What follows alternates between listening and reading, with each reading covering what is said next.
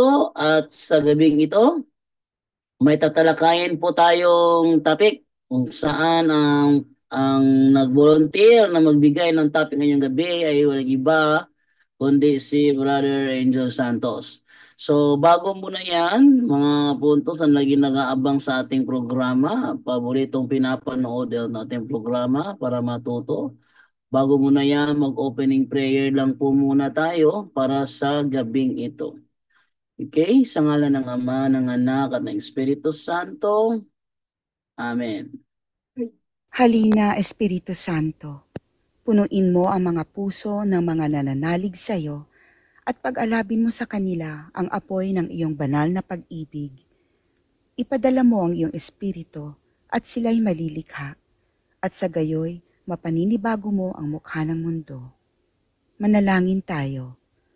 O Diyos na sa liwanag ng Espiritu Santo ay tinuruan ng mga puso ng mga mananampalataya, ipagkaloob mo na sa pamamagitan din ng Espiritu Santo ay ibigin namin kung ano ang wasto at makatarungan at sa tuwinay magalak sa kanyang pagkilos na nakapagdudulot ng ginhawa sa aming loob.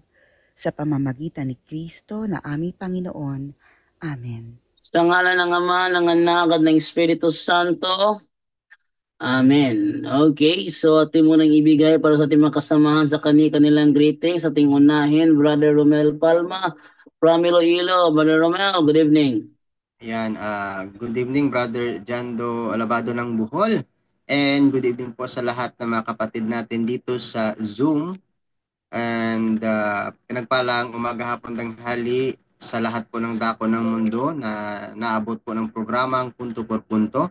And shout out po dito kay Brother Marlon Bermihio ng Capiz, Sister Darling May Piña Flor Sibonga, kay Brother A.G. Rances Pisa Hulga, Brother Bong Efin Lac, kay Alex Diket, ayan, sa kay dito rin po sa ating YouTube channel Katotohanan Ito Pag-usapan. Shoutout po dyan kay Berna Ibarsabal and also kay Sister Yam Montejo at sa lahat po na nakatune in ngayon sa Punto por Punto at sa Kaabang sa Simbahan at saan man po kayong platform ngayon na nakaabang o nakatune in po sa pagkakataong ito. Si Andrea Mercado po nandito ngayon sa Punto por Punto, Berna Ibarsabal, Yam Montejo at saka si Sister Emily Suarez. Ayan, shoutout po and sana po pagpalain tayo ng Panginoon sa pagkakataong ito sa atin pong pakikinig kung gaano nga ba kahalaga para kay Padre Pio ang Pasko. Ay ibibigay sa atin maya-maya ng kaunti no ni Brother Angel Santos. Sa Diyos ang lahat ng papuri. Back to you, Brother Chando. Okay, thank you sa iyo, Brother Romel Palma. Atin namang ibigay naman ngayon kay Brother Romer naman na Bukidnon. Brother Romer, good evening. Good evening, Brother Jando. Isa pong pinagpalang umaga, tanghali, gabi sa inyong lahat. At welcome po ulit sa programa natin sa Punto por Punto. Shoutout po sa malaming obispo na si Bishop Noel Pedregosa ng Diocese of Malaybalay, Bukidnon. Kay Padre Bong Namukot ng dito sa sa Manolo, Portage, Bukidnon at sa lahat ng mga nanonood ngayon. Isa pong pinagpalang umaga, tanghali, gabi sa inyong lahat at welcome po ulit sa programa natin sa Punto por Punto. So back to you, Bro Jando. Okay, thank you sa iyo, Brother Romer. At may bigay naman ngayon kay Brother Junri naman sa kanyang greetings. Brother Junri, good evening. Yes, good evening, Brother Jando, at sa lahat ng mga kasama, maging sa mga kapuntos na nasa Zoom ngayon. Good evening, Merry Christmas po ulit. Sa lahat po ng mga kapuntos na nakatutok na po, saan mang lupalop ng mundo kayo ngayon, mga kapatid. Isang pinagpalang araw, hapon, tanghali at gabi po sa ating lahat. No? At siyempre, sa mga mahal po nating kaabag dyan, na nandiyan na po sa ating pong tahanan. Isang mapagpalang gabi po sa inyong lahat, mga kapatid. At kahit Christmas po, tuloy lang po tayo sa pag-aaral at pakikinig sa salita ng Diyos. So God bless po sa ating lahat. Back to you, Brother Jando. Okay, thank you sa iyo, Brother John Ray. Atin namang ibigay ng mga yan kay Brother Angel Santos sa kanyang greetings, Brother Angel. Amen. Praise the Lord. No? Merry Christmas po sa lahat ng mga nakikinig ngayon, no? Sa mga supporters, prayer warriors, sa lahat po sa inyo lahat, no? Isang pinagpalang Christmas sa ating lahat, no? Sana po lahat ay nasa mabuting kalagayan at lahat po ay nakapagsimba na at sana po lahat ay nakapag-confess na. Merry Christmas everyone at abangan nyo po, no? Napakaganda ng ano natin ngayon. Biglaan lang po to, no? Christmas special natin. Si Padre Pio, ganito pala kamahal, no? Ang ganda nga nung ano kong yun eh. Ganito, napaka ano pala ng pagmamahal ni Padre Pio sa ano, no? Sa Pasko. May mga rituals siyang ginagawa, no? Kung paano niya paghandaan ang kaarawan ng ating Panginoon Kristo. So abangan nyo po, no? Abangan nyo po maya-maya lang po, no? Baka after gospel na lang. Bro Jando, back to you. Okay, thank you sa iyo, Brother Angel. At na maibigay ng mga yon sa gabing ito, magbibigay ng gospel, Brother Wendell Talibong from Uzami City. Brother Wendell, good evening. Brother Babati, Wendell. babati lang yata, hindi siya yata, no? Good evening, Bro Janto. Ngayon ko lang nabasa yung message kasi ni Bro Angel. At Merry Christmas sa lahat nating mga kapatid na sumusubaybay. Welcome. Okay, so sino mga gospel ngayon, Brother Angel? Ikaw? Sige, basahin ko na lang tapos konting ano lang, Christmas message. Ano lang naman, basahin natin para makumpleto po yung Pasko natin, no? Ngayong special Christmas presentation natin. So, wala na ba mag-greet, bro? Nana. Okay, ikaw, hindi ka pa nag-Merry Christmas. Nag-Merry Christmas ka na ba? Okay. So, ngayon po, no? Sige, dumako na po tayo sa isa sa pinakamaganda, mahalagang parte ng ating programa, no? Ang pagbabasa ng Ebanghelyo, no? Lalo na especially, no? Ito yung isa sa pinakamahalagang parte ng buhay natin. Actually, sa buong mundo, no? This is the most important event, no? One of the most important event aside from the resurrections of Jesus as yung birthday, no, yung Christmas sa buong mundo ngayon, no. Kahit nga actually kahit hindi mga Kristiyano nagdiriwang nito sa buong mundo. So ano lang po natin ngayon, no, i-review natin dahil magandang ano, no, maganda po na pagnilayan lagi araw-araw, no, ang salita ng Diyos. Kahit po marami nakapagsimba, ano yun lang natin ng konti uli. I-review lang natin ano nga ba ang Ebanghelyo. Ito po ay ayon kay San Juan, no? Chapter 1, verse 1 to 18. Pagnilayan po natin, makinig ang may pandinig. Sa pasimula pa'y naroon na ang salita. Kasama ng Diyos ang salita, at ang salita ay Diyos. Kasama na siya ng Diyos sa pasimula pa. Sa pamamagitan niya nilikha ang lahat ng bagay, at walang anumang nilikha nang hindi sa pamamagitan niya. Mula sa kanya ang buhay, at ang buhay ay siyang ilaw ng sangkatauhan. Nagliliwanag sa kadiliman ng ilaw, at hindi ito kailanman nagapi ng kadiliman. Sinugo ng Diyos ang isang tao na nagangalang Juan. Naparito siya upang magpatotoo tungkol sa ilaw, at manalig sa ilaw ang lahat dahil sa patotoo niya. Hindi siyang ilaw, kundi naparito siya upang magpatotoo tungkol sa ilaw. Ang tunay na ilaw na tumatanglaw sa lahat ng tao ay dumarating sa sanlibutan. Nasa sanlibutan ang salita.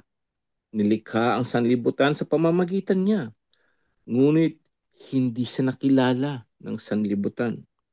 Naparito siya sa kanyang bayan, ngunit hindi siya tinanggap ng kanyang mga kababayan.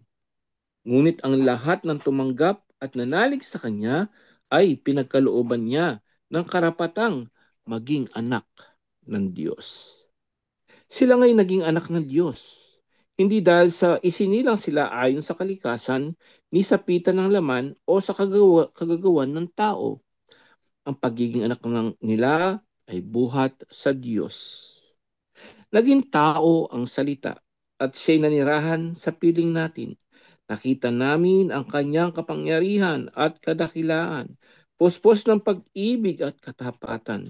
Tinanggap niya mula sa Ama ang kapangyarihan at kadakilaan nito bilang bugtong na anak. Nagpatotoo si Juan tungkol sa kanya at ganito ang kanyang sigaw. Siya ang tinutukoy ko na aking sabihin, ang darating na kasunod ko'y higit sa akin, sapagkat siya na bago pa ako ipinanganak. Dahil sa siya'y puspos ng pag-ibig, tayong lahat ay tumanggap mula sa kanya ng abot-abot na kaloob, sapagkat ipinigay ang kautusan sa pamamagitan ni Moises. Ngunit ang pag-ibig at ang katotohanan ay dumating sa pamamagitan ni Hesus Kristo. Kailanmay walang nakakita sa Diyos, subalit ipinakilala siya ng bugtong na anak. Siya'y Diyos na lubos na minamahal ng Ama. Mga kapatid, ito po mabuting balita ng ating Panginoon. Pinupuri ka namin, Panginoong Hesus Kristo. Ayan po, no? Siyempre, lahat po nakapagsimba na, no? Konting ano lang po tayo ngayong araw ng Pasko. Merry Christmas to everyone. At ito po ay isa sa pinakamagandang regalo sa atin ng Diyos. Gaano ka ba kamahal ng Diyos? Gaano tayo kamahal ng Diyos? No? John 3:16, for God so loved the world, no? He gave His only begotten Son. No? So whoever believes in Him will not perish, but will have eternal life. Isipin mo, bakit niya pa kailangan yun? Diyos naman siya, di ba? Bakit niya kailangan pang bumaba para para magpakababa at patayin lang? Bakit? Kasi ganito tayo kamahal ng Diyos. No? So ang ipinanganak, pansinin niyo ang sabi rito sa 18, kailanmay walang nakakita sa Diyos, subalit ipinakilala siya ng bugtong na anak. Sabi rito, siya'y Diyos na lubos na minamahal ng Ama. Hindi lang po siya bilang tao, no po? So siya rin po ay Diyos. No? So talatang ito nagpapatunay sa Diyos. Dahil naging tao ang salita. Ang salita ay Diyos, naging tao ang salita, yun ang ating Panginoon sa Kristo. So sa lahat po ngayon, no, sa lahat po ng nagdiwan ng paso, sana po, lagi po natin sinasabi rito, walang pinakamahalagang maibigay natin. Hindi po tayo dapat humiling, ngunit dapat tingnan natin kung ano ang maibibigay natin sa Kanya. Ano maibibigay natin sa Kanya? Siyempre ang ating sarili, ang ating kaluluwa, at ang ating pagbabalik loob sa Kanya. No? Hindi lang po tayo, sana ibigay din natin ang ating kapwa, pamilya natin, mga anak natin, ibigay natin sa Kanya, ibalik natin sa Kanya sa pamamagitan ng pag-aaral ng Kanyang mabuting balita ng kaligtasan at sa pagsasabi sa kanila na sana po mag-confess din sila regularly, magdasal ng rosaryo, and to live a cares life. No? Yung tinatawag nating state of grace. Sana po hindi lang po tayo ngayon, no? Dahil yun ang talagang purpose ni God. Purpose ni Jesus, kaya siya dumating dito sa mundong ito. Kaya sa ito nga, pinakaunang araw na ipinanganak siya, ang pinakaunang araw, no? Umpisa ng kaligtasan ng sanlibutan. Amen. No? So, ngayon po, dumako na po tayo sa ano natin, no, sa special presentation natin, Christmas presentation tungkol kay Padre Pio, no? Bakit nga ba special to? Dahil si Padre Pio, gaano nga ba niya kamahal ang Pasko? No? Meron ba siyang mga rituals na ginagawa, no? Pag masasabi natin nakakaiba siya sa mga ordinary mga pare, mga bishop, even pope, no? Actually kakaiba talaga siya. Nung maano ko itong video po mga kapatid, no, brothers and sisters, naano ko po talaga ito. Sabi ko, baka kaiba yung pagmamahal niya. Sabi ko, sana maitopic ko to. Dahil iba talaga yung pagka-holy niya, no, during that time. At sana from this video, no, tayo rin matututo rin tayo kung gaano ba dapat nating mahalin, no, ang Paskong ito na every year na dumarating. Gaano ba natin talaga kamahal to? At ito, ang tanong, gaano ba kamahal at paano minahal ni Padre Pio ang Pasko? Bro Romel? Si Padre Pio, isang paring Katoliko at Walang video, bro. si Padre Pio. Si Padre Pio. Si Padre Si Padre Si Padre Pio. Wala, nagluloko yung aking Si Padre Pio, isang paring Katoliko at santo, ay kilala sa kanyang malalim na debosyon sa Pasko. Gustong-gusto niya ang pribilehiyong ipagdiwang ang misa sa bisperas ng Pasko sa maliit na simbahan sa San Giovanni Rotondo sa Italia. Para sa Santo ng Pietrelcina, ang Pasko ang pinakamagandang liturhikal na kapistahan sa buong taon. Sa pamamagitan ng kanyang mga sinulat at mga patotoo ng mga nakaranas nito, kasama niya, natuklasan ang dahilan ng kanyang hindi may paliwanag na pag-ibig na nagbunsod sa kanya upang isabuhay ang banal na gabi na ganap na nadala sa isang lubos na kaligayahan ng pag-ibig. Mula sa nobena ng Adviento. Ayan po, no, dito, no, ang sabi ni brother dito, no, ipapakita kung paano ba at ano ba ginawa, no, gaano ba talaga kamahal, no? Talagang grabe talaga, sobrang pagmamahal. At mamaya mayroon pang magandang nangyari sa kay Padre Pio na nakita ng isang saint. Nakita mismo sa kanya, buhay pa si Padre Pio, may nakita siya. Hanggang mamaya, napakaganda ng kwento nito ng ating mahal na isa sa pinakakilala, no, na mahal na santo na si Santo Padre Pio. Dito sasabihin na gaano ba niya kamahal. At ito po yung mga rituals na ginagawa niya, no, kung paano ba paghahanda niya, no, lalo na pag palapit na yung Pasko. Bro Romel?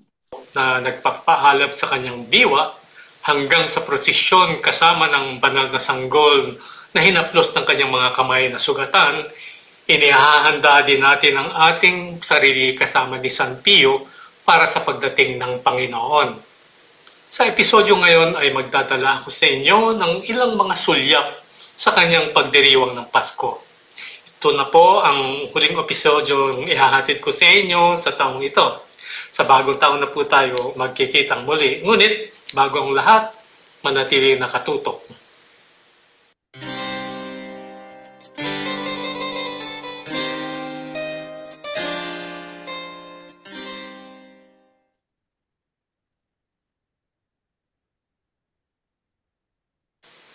Bibilangin ni Padre Pio ang mga araw hanggang sa Pasko ng kainosentehan na parang bata, sabik na inaabangan ang kapistahan. Isang kilalang katotohanan na taon-taon ay inaabangan ni Padre Pio ang banal na kapistahan ng Pasko nang may malaking kagalakan at pananabik. Noong bata pa siya, mahilig siyang maglilok ng maliit na larawan ng sanggol na Jesus sa sabsaban at nila San Jose at ng Mahal na Birhen. Sa buong buhay niya, nagkaroon siya ng magiliw na debosyon sa kapanganakan ng Panginoon. Boss? Matagal bago magpasko. Ayan po, narinig niyo po, no? Bata pa pala si Padre Pio, siya na mismo naglililok ng batang Jesus. No, makikita mo sa kanya, no, yung alam mo yung mga holy people ganun no, yung may calling, yung bata pa ganun din naman ang nagpapare, di po ba? Ang mga nagpapare, mayroon mga nagpapare, tanungin mo sila nung bata sila, di ba, mahilig silang yun nga, no, mahilig sila magsakristan, mahilig sila mag-serve kay God, no, sa so si Padre Pio kakaiba pala siya. So, bata pa lang siya, naghahanda na ng mga munting Jesus, no, para sa kapistahan. So dito makikita mo, bata pa lang, no? Hindi pa siya pari noon. Bata pa lang siya, no? Ganun niya kamahal ang Pasko. Nagre-ready na siya, siya mismo gumagawa ng mga munting Jesus pala. So inihahanda na niya yung sarili niya para sa Pasko kahit hindi pa siya pari, 10 years old, no? Tuloy, Bro Romel. Kung sino man ang magtatanong kay Padre Pio kung alam niya kung ilang araw pa bago ang sumapit ang kapistahan, lagi siyang makasasagot kaagad at ng buong katumpakan. Gustong-gusto niya ang mga awit pamasko, ang mga espesyal na debosyon, ang magagandang gintong kasuotan, ang mga eksena ng kapanganakan at lahat ng paghahanda. Minsan ay sinulat niya, lahat ng mga kapistahan ng simbahan ay maganda. Ang Pasko ng pagkabuhay ay pagluluwalhati, ngunit ang Pasko ay may kahinahunan, parang paglalambing ng bata na pumupukaw sa aking puso. Ang pagiging kasama ni Padre Pio sa panahon ng Pasko ay bumihag din sa puso ng marami sa kanyang mga espiritual na mga anak. Boss, narinig niyo po yun? Para sa mga espiritual na mga anak. Okay? So, kaya nga pala father. So, narinig niyo po si brother, no? Para sa mga anak niya spiritually. So, pansinin natin, si Padre Pio ay pare, walang asawa yan, pero may mga anak, no? Saan yon? Spiritual, sa pananampalataya. Kaya tinawag silang father, no? So, isa po yon, no? Na makakapag-ano sa atin dito na ang mga kaparian natin talaga may mga anak yan kaya talagang dapat silang tawaging father. Bakit? Sa pamamagitan ng spiritual, no? Hindi po biological. Bro Romel?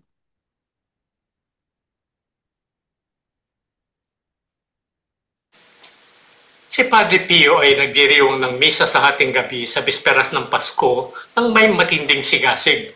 Ang misa ay tatagal kuminsan hanggang alas 5 ng madaling araw, no? At maraming tao ang nagsasagawa ng mapaghamong paglalakbay sa monasteryo sa gitna ng niebe at yelo upang makadalo. Walang sino mang may magandang kapalarang makadalo sa misang ito na ipinagdiwang ni Padre Pio ang makakalimot dito. Sa pagsisimula ng misa, si Padre Pio ay sumasailalim sa taimtim na panalangin. Napansin ng ilan ang isang uri ng espiritual na liwanag na tila nakapaligid sa kanya. Maganda ang kanyang mukha. Ayun po, narinig niyo po, no, kapag siya daw, napansin ng mga tao, bago siya magmisa, taimtim na pananalangin. No, sana po yung mga pari natin ngayon ganun. Pero pag nakikita daw siya, no, buhay pa siya, talagang living saint during that time. No, kapag daw nagdadasal siya, nakikita ng mga tao yung liwanag. No, nakaka-amaze yung kabanalan niya during that time. Sana sino pa kaya ang ganyan sa panahon ngayon, no, na talagang yung holiness makikita mo sa kanya, no? So tuloy po tayo, Bro Romel. Bakas ang anyo ng pagkamangha at matinding saya.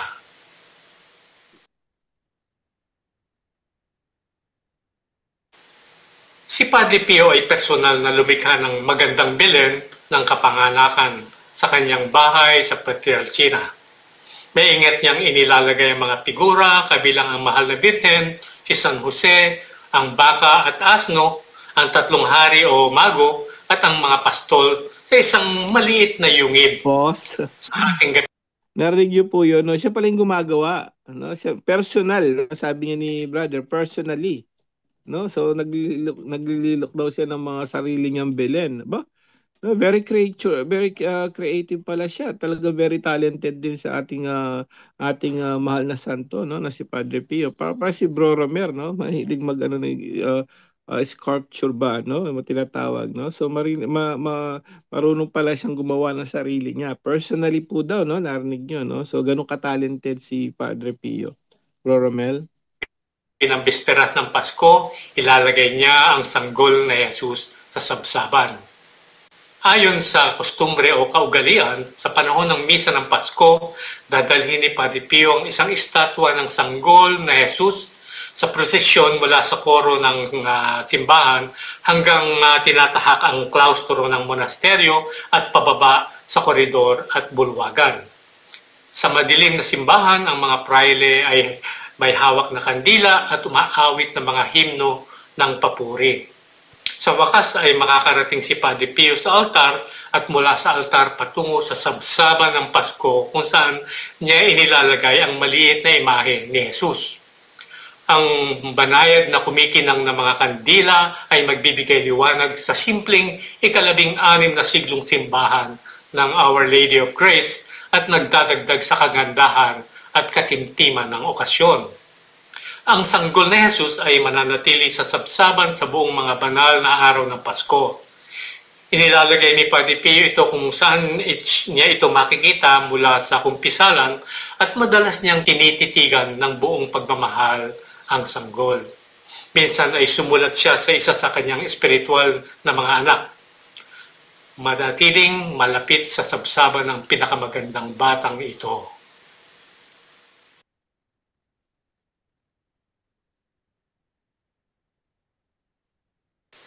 Para kay San Padre Pio, ang Pasko ay panahon ng espiritual na pagbabago.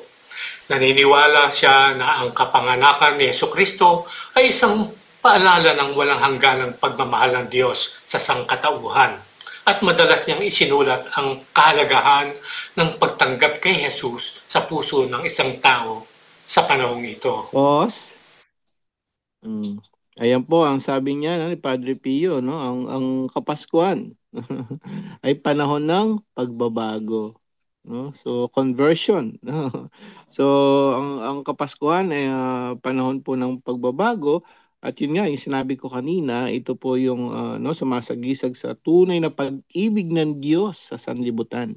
Kaya binigay niya ang kanyang bugtong na anak, no? Kaya kailangan dapat lang, no, dahil dito sa Pasko, no, ito po ay magsisilbi sa ating lahat, no. This is a challenge for us, no, na dapat, no, ibinigay na niya ang bugtong na anak niya. Sana naman, no, mag-response tayo doon sa pamamagitan ng pagbabalik loob sa kanya.